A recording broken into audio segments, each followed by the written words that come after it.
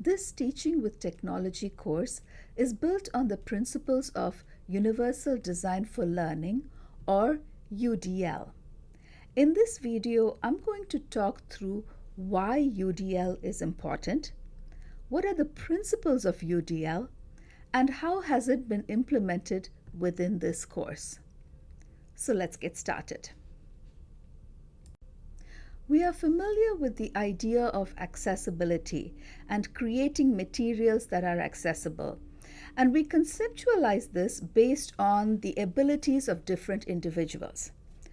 However, we need to think of the people using our materials more broadly than in terms of accessibility. Inclusivity is the most encompassing way of doing this. So, thinking about inclusivity, let's take a step back and look at diversity itself and the different kinds of diversity that exist within any population that we work with.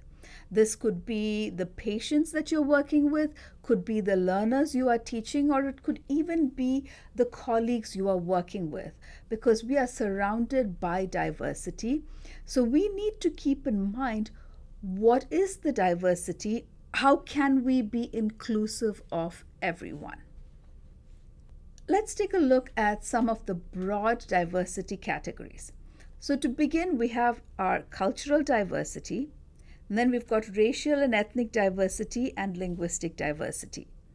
These three are related to each other, they kind of overlap, but they're also seen as separate entities, right? And this is where you've got the intersectionality of our personalities. We also have socioeconomic diversity. So within a group of people who all look exactly alike, there can be diversity in socioeconomic status that we do need to keep in mind. Of course, we have gender diversity. We also have religious and spiritual diversity, which is very important, especially when you're dealing with patients and the cultural and religious elements that go into healthcare itself are really important, right? Now, we also have ability and disability diversity, which is where accessibility came in. We also have age diversity. Now, this is not something we commonly think about, but age diversity is a big thing. And with healthcare, geriatric care growing because of how the population is aging, age diversity is definitely something that we need to keep in mind. Then, of course, we have sexual orientation diversity, and finally, neurodiversity. Given this broad spectrum of peoples and all the different abilities that they bring with them, how do we create materials and interact with all of these populations? There are two main tenets of UDL. One is it aims to enhance learner agency, and the other is that UDL aims to change the design of the environment itself rather than looking at the person as being different or having some form of deficit. So we change the environment to make it accessible for all the people who engage with the environment. Now, speaking of learner agency, what we want to do is basically to give opportunities for learners to be more reflective, resourceful, authentic, and we want them to be able to transfer their learning into real contexts seamlessly. And we want learners to be self-directed as well. So with these ideas in mind, UDL has developed these principles. Now, these 9 principles, this is UDL version 3. It's from the CAST website, and it's by a group of people who work on UDL guidelines. This is the accepted version 3. The link to this is on the Canvas page. So there are 3 big categories in the UDL guidelines. So you have guidelines for engagement, representation, action, and expression. Those are going down the columns. Across, you have access, support, and executive functions. So they've broken it up into a matrix of 9 little boxes that fall into these different categories. The website itself is very interactive and provides a lot of information for you, so the link is provided. In this video, I'm going to take each of these little boxes and talk through how we've incorporated these guidelines into our course itself. Now, what I want to highlight is some of these guidelines, they overlap with each other. So how the guideline is operationalized can be the same across different boxes. And you'll see how that works in this as we go through these different boxes. So let's start with welcoming interests and identities. So if we want to optimize choice and autonomy, right, that's one of the first things that you want to do to engage anyone you're working with. So for optimizing choice and autonomy, what we've done in this course is you choose the assignment that you want to work on. So for example, if it's the text assignment, you choose whether you want to do a PowerPoint, a website, a text document, an infographic. The choice is yours, right? And the same thing for assignment 2. You get to choose whether you want to work with a video or a podcast. And so we're giving you as much choice and autonomy as possible within this course. Now, everything has to be relevant and authentic for it to be of value to the learner. And therefore, for these assignments itself, you're going to choose the product that you're creating. So your text document could be a flyer that you're going to be giving your patients or to your residents, right? So in your context, something that has meaning for you, you choose that context and create the product for that. And so relevance comes into it that way.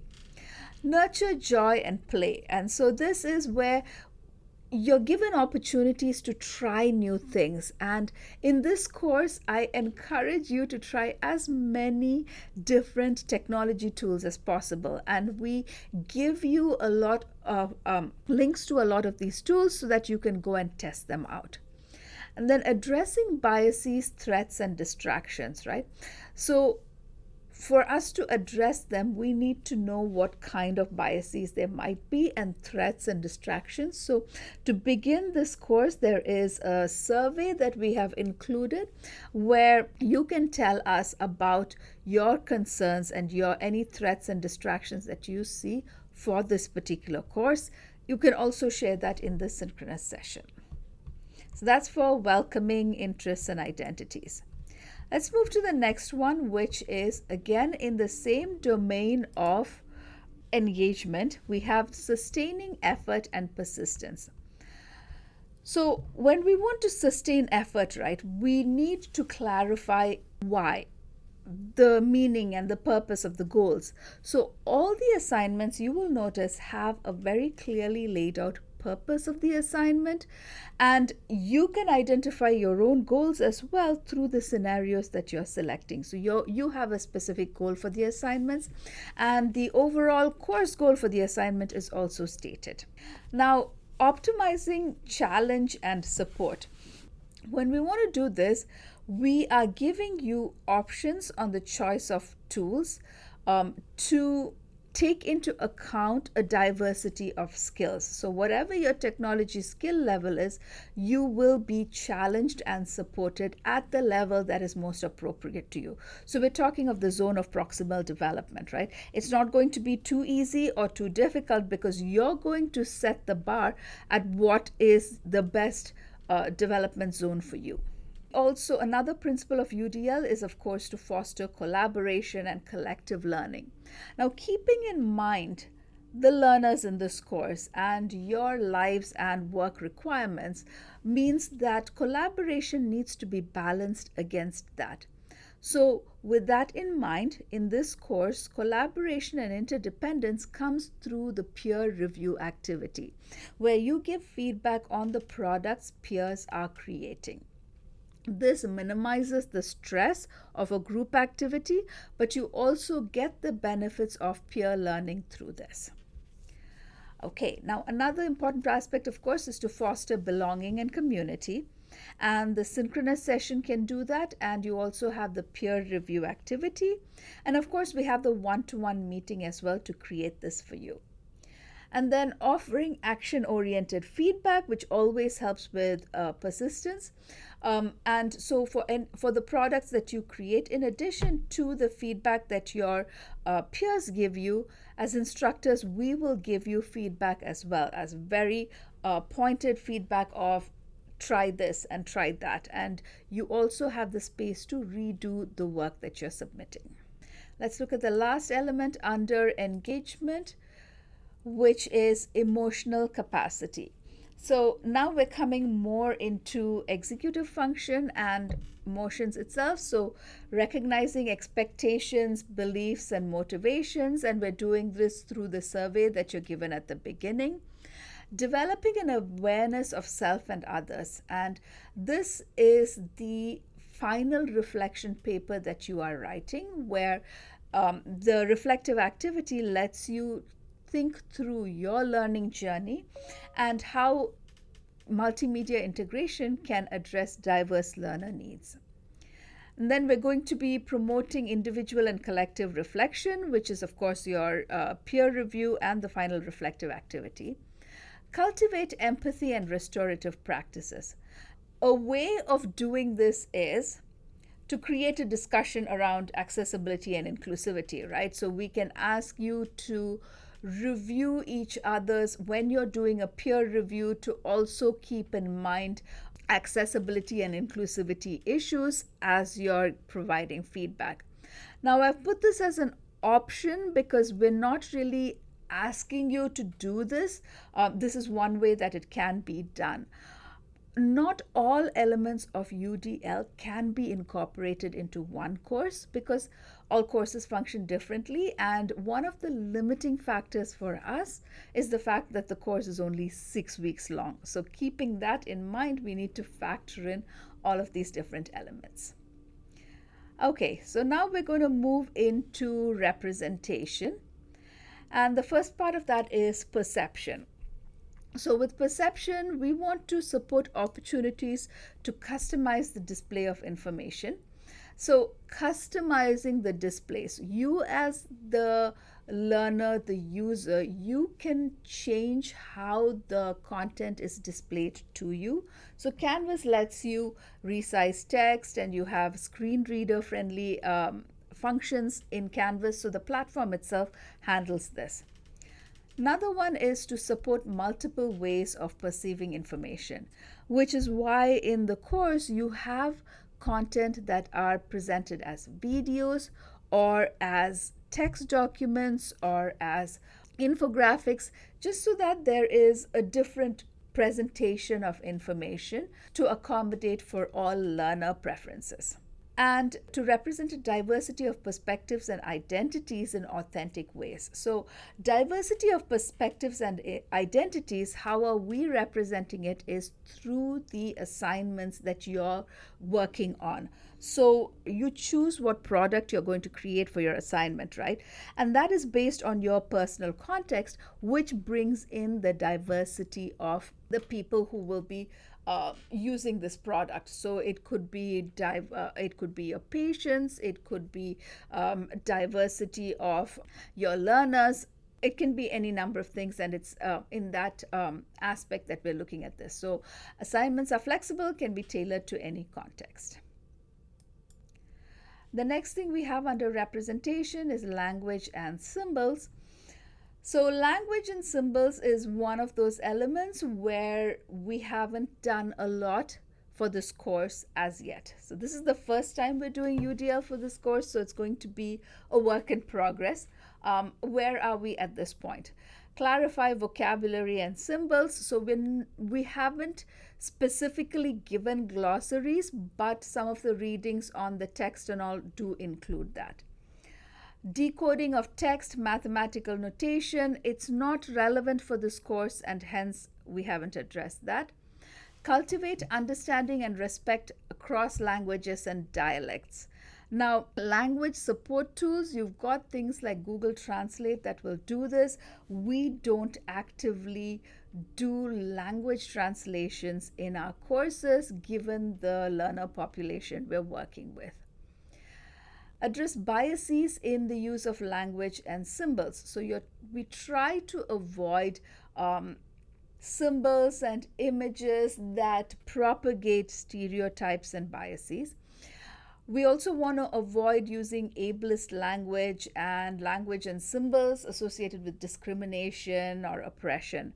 So you're probably thinking, how can I do this? One of the easier ways I've found to do this is actually to use tools like ChatGPT.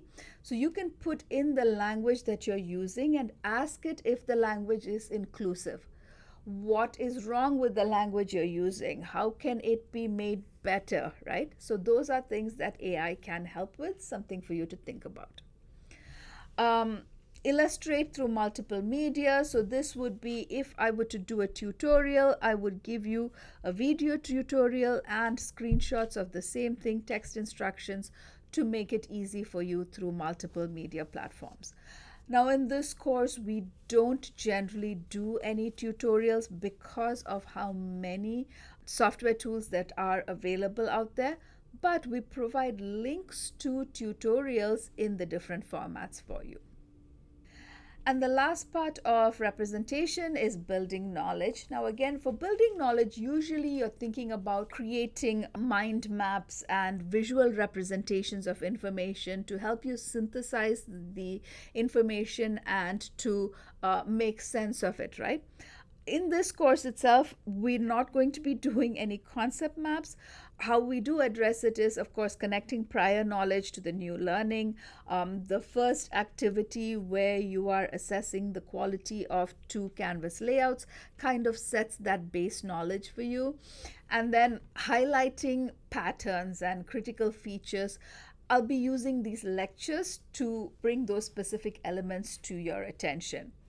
Multiple ways of knowing and making meaning, using explicit prompts for each step in a sequential process, right? So that's one way of knowing and making sense. So for the sequential process, while we don't have that for all the assignments, we do have one reading on podcasting, which does talk about the different aspects of podcasting and how you can go through it in a step-by-step manner.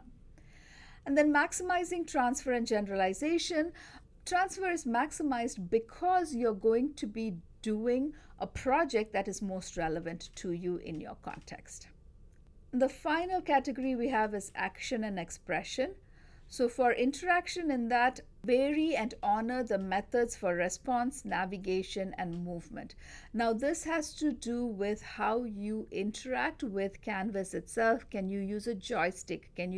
Should you always be using the mouse? Can you use the keyboard to navigate through it? Again, these are not things that we have actively addressed in this course, but something that we will be moving towards.